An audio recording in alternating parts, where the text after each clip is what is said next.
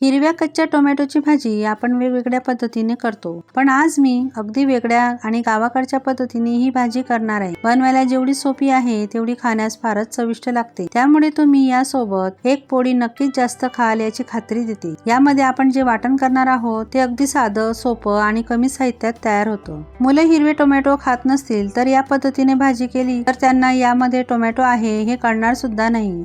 आणि विशेष म्हणजे भांड्यांचा जास्त पसारा न करता ही भाजी झटपट 10 मिनिटात तयार होते। चला तर मग पाहूया ही चटकदार हिरव्या टोमॅटोची भाजी कशी करायची। नमस्कार, मनीषा's टेस्टी रेसिपीमध्ये तुमचे सर्वांचे मनापासून खूप खूप स्वागत। आता सुरुवातीला भाजी करण्यासाठी अगोदर आपण शेंगदाणे भाजून घेणार आहोत।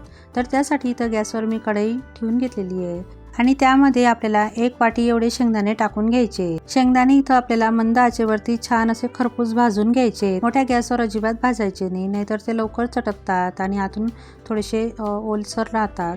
तर त्यासाठी व्यवस्थित भाजून घ्यायचे। तर बघू शकता असं शेंगदाण्याची साल निघाली की समजायचं आपले शेंगदाणे छान भाजले गेले। आता मी गॅस बंद करून घेतलेला आहे आणि त्यांना आता एका ताटामध्ये मी काढून थंड करून घेणार आहे आणि त्यांची साल काढून घेणार आहे। आता त्याच कढईमध्ये आपल्याला मिरच्या टाकून घ्यायच्या आहेत। तर मिरच्या ह्या तुमच्या आवडीनुसार कमी जास्त घेऊ शकता। इथे मी 6-7 मिरच्या घेतलेल्या आहे आणि त्यांनाही मंद आचेवरती छान भाजून घ्यायच्या आहेत। जोपर्यंत त्या छान अशा चटकत नाही तोपर्यंत किंवा थोड्याशा काळपट होत नाही तोपर्यंत त्यांना छान भाजून घ्यायचे। आता बघू शकता मिरच्या छान भाजल्या गेलेल्या आहेत आणि आता मी गॅस बंद करून त्यांनाही काढून घेते। तर बघा या पद्धतीच्या मिरच्या भाजून घ्यायच्या। आता आपले वाटणची तयारी झालेली आहे। आता आपण टोमॅटो बघून घेऊ। तर इथं मी गावरान टमाटे घेतलेले, तर असे फ्रेश ताजे टोमॅटो घ्यायचे म्हणजे त्याची भाजी छान लागते। तर आता आपण त्यांना कट करून घेऊ। तर मी अगोदरच त्यांना स्वच्छ धुवून घेतलेले होते, धुतल्यानंतरच त्यांना कट करायचं। कट केल्यानंतर त्यांना अजिबात पाण्यात वगैरे टाकायचं नाही। तर आता बघा मी त्यांना कट करून घेते। तर लहान मोठ्या साईजमध्ये जसे तुम्हाला हवे त्या पद्धतीने तुम्ही याच्या फोडी करून घ्यायच्या आहेत। तर मी अगदी मध्यममध्ये ह्या फोडी करून घेते। आणि इथं सांगायचं राहिलं, इथं मी पाव किलो एवढे टमाटे घेतलेले आहेत। तर तुम्ही तुमच्या आवडीनुसार कमी जास्त घेऊ शकता। तर आता बघा आपले टोमॅटो हे या पद्धतीने कट करून घ्यायचे। आधी सुरुवातीचा जो देठाचा भाग असतो तो कट करून घ्यायचा, नंतर मधोमध त्याच्या अशा 2 फोडी करायच्या आणि मग त्याचे असे मध्यम आकारामध्ये त्याच्या फोडी करून घ्यायच्या। या पद्धतीने अशा फोडी केल्या तर त्या दिसायलाही छान दिसतात आणि पटकन शिजल्या जातात।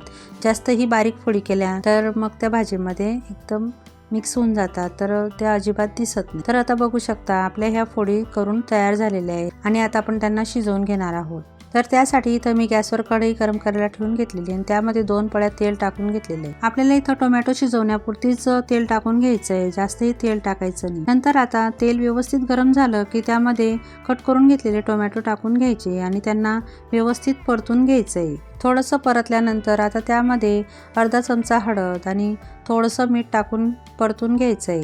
आता मीठ आणि हळद यासाठी टाकून घ्यायची कारण आपण जेव्हा टोमॅटो शिजवून घेतो तेव्हा त्यामध्ये हळद आणि मीठ आहे ते छान असं आतपर्यंत टोमॅटोमध्ये मुरलं जातं आणि त्याची चव खूप छान लागते। आता आपल्याला त्यामध्ये टोमॅटो शिजतील इतपतच पाणी टाकून घ्यायचं आहे, अगदी थोडंसं पाणी टाकायचं, जास्तही नाही। नंतर त्यावर झाकण ठेवून 5 मिनिटं आपल्याला छान ते शिजवून घ्यायचे। आता आपले टोमॅटो शिजतायत तोपर्यंत आपण वाटण तयार करून घेऊ। तर त्यासाठी इथं मी मिक्सरचं जार घेतलेलं आहे। नंतर भाजून घेतलेले शेंगदाणे आहेत त्यांची साल काढून घेतलेली आहे। 10 ते 12 लसणाच्या पाकळ्या घेतलेल्या आहेत आणि हिरव्या मिरच्यांचे देठ आहेत ते काढून घेतलेले आहे। आता शेंगदाणे, हिरव्या मिरच्या आणि लसूण आपण मिक्सरच्या भांड्यामध्ये टाकून घ्यायचं आहे आणि आता आपल्याला याची व्यवस्थित बारीक पेस्ट तयार करून घ्यायची आहे। यामध्ये जसं आवश्यक वाटेल त्या पद्धतीने पाणी टाकून घ्यायचं आहे। आता बघू शकता या पद्धतीचं असं वाटण तयार करून घ्यायचं आहे। तर जास्त पातळ नाही किंवा जास्त घट्टसरही नाही। तर मी यामध्ये अर्धा ग्लास पाणी टाकून घेतलेलं होतं आणि हे वाटण तयार करून घेतलेलं होतं। आता आपलं वाटण तयार झालेलं आहे आणि आता आपण टोमॅटो बघून घेऊ। तर मी आता त्याचं झाकण काढून घेते आणि आता बघा टोमॅटो आपले छान असे मस्त शिजले गेलेले आहेत। तर एक वेळा मी परतून घेते आणि आपण त्यांना चेक करून घेऊ। तर बघा मी थोडेसे टोमॅटो घेतलेले आहे आणि त्यांना आता बोटाने असं दाबून बघायचं, तर अलगद दाबले जात आहेत पण आतपर्यंत जास्तही ते शिजले गेलेले नाही आहेत। तर याच पद्धतीचे आपल्याला ते शिजवून घ्यायचे, पूर्णही त्यांना शिजवायचं नाही, तर अर्धवटच त्यांना असं शिजवून घ्यायचं। आता मी गॅस बंद करून घेतलेला आहे आणि त्यांना आता आपण एका ताटामध्ये काढून घेऊ। आता आपले टोमॅटो छान शिजले गेलेले आहेत आणि आता आपण भाजी कशी करायची ते पाहूया। तर त्याच कढईमध्ये मी 5 ते 6 पळ्या तेल टाकून घेतलेलं आहे आणि आपल्याला तेल छान व्यवस्थित गरम करून घ्यायचं आहे। तेल गरम झालं की त्यामध्ये अर्धा चमचा जिरे टाकून घ्यायचे आणि नंतर लगेचच आपण जे वाटण तयार करून घेतलेलं होतं शेंगदाणे आणि मिरचीचं ते टाकून घ्यायचं आणि व्यवस्थित ते तेलामध्ये परतून घ्यायचं आणि हे वाटण परतत असताना गॅसची फ्लेम कमीच ठेवायची. लो ते मीडियम गॅसवरच आपल्याला हे जे वाटण आहे ते व्यवस्थित परतून घ्यायचं आहे.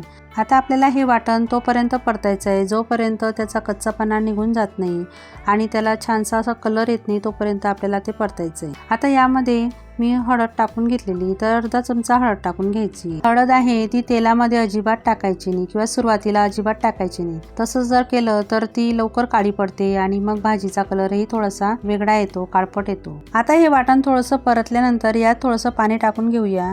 तर इथं मी याच मिक्सरच्या भांड्यामध्ये थोडंसं पाणी घेतलेलं होतं आणि ते या वाटणात आता टाकून घेतलेलं आहे. पाणी इथं अगदी थोडंसंच टाकून घ्यायचं आहे, वाटण शिजेल इतपतच घ्यायचं. पाणी टाकल्यानंतर त्याला व्यवस्थित परतून घ्यायचं आणि मंद आचेवरती तेल सुटेपर्यंत छान असं वाटण शिजवून घ्यायचं. आता बघू शकता छान असं तेल सुटलेलं आहे वाटणाला आणि परत मी एक वेळा असं परतून घेते, छान असं मिक्स करून घेते आणि आता लगेचच आपण यामध्ये जे आपण टोमॅटो शिजवून घेतलेले होते ते टाकून घ्यायचे. टोमॅटो टाकल्यानंतर परत हे व्यवस्थित हलक्या हाताने मिक्स करायचं आणि आता आपल्याला यामध्ये पाणी टाकून घ्यायचं आहे. आता तुम्हाला भाजी जास्त पातळ किंवा घट्ट जशी हवी असेल त्या पद्धतीने पाणी टाकून घ्यायचं आहे.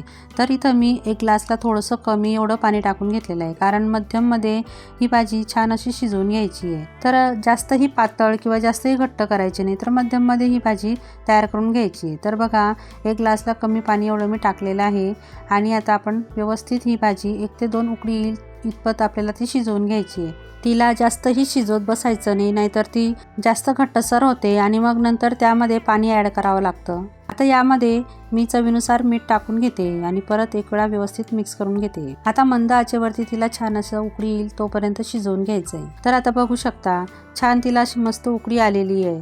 तर ही भाजी आमच्या खानदेशामध्ये याच पद्धतीने केली जाते. तुम्ही याच पद्धतीने वांगी, गिलके, गवारचे शेंगा, मेथीची भाजी अशा बऱ्याच भाज्या याच पद्धतीने केल्या जातात. तुमच्याकडे अशा पद्धतीने भाजी केली जाते का? मला कमेंट करून नक्की सांगा आणि तुमच्याकडे जर वेगळ्या पद्धतीने करत असाल तर तेही मला कमेंट करून नक्की सांगा. आता आपल्या भाजीला छान 1 ते 2 उकळी आलेली आहे आणि मस्त अशी शिजली गेलेली आहे, परफेक्ट आहे. आणि मी त्यावर आता वरतून कोथिंबीर टाकून घेतलेली आणि तिला व्यवस्थित भाजीमध्ये मिक्स करून घेतलेली आहे. आणि आता बघू शकता भाजीला किती छान रंग आलेला आहे आणि दिसायला इतकी छान दिसते, तर चवीला त्यापेक्षाही अप्रतिम अशी लागते. आता आपली भाजी तयार आहे आणि तिला आता एका प्लेटमध्ये सर्व करून घेते. तर तुम्ही मी सांगितलेल्या पद्धतीने ही भाजी एक वेळा नक्की ट्राय करून बघा. ही भाजी तुम्ही भाकरीसोबत, पोळीसोबत, भातासोबत खाऊ शकता. तुम्ही ही भाजी टिफिनमध्ये देऊ शकता किंवा 2 पाहुणे घरी आल्यावर त्यांनासुद्धा बनवून खायला देऊ शकता. खूप छान लागते. तर आता मी एक ताट तयार करून घेतलेलं आहे. तर त्यामध्ये पोळी, टोमॅटो, लोणचं आणि आपण तयार करून घेतलेली कच्च्या टोमॅटोची भाजी. बघूनच तोंडाला पाणी सुटलं ना? तर तुम्हीसुद्धा एक वेळा नक्की ट्राय करून बघा आणि तुम्हाला माझी रेसिपी कशी वाटली ते मला कमेंट करून नक्की सांगा. आवडली असेल तर माझ्या चॅनलला लाईक करा, शेअर करा आणि सबस्क्राईब करायलाही विसरू नका. चला तर मग पुन्हा भेटूया अशाच एक नवीन रेसिपीसोबत. तोपर्यंत मस्त खा आणि स्वस्थ राहा.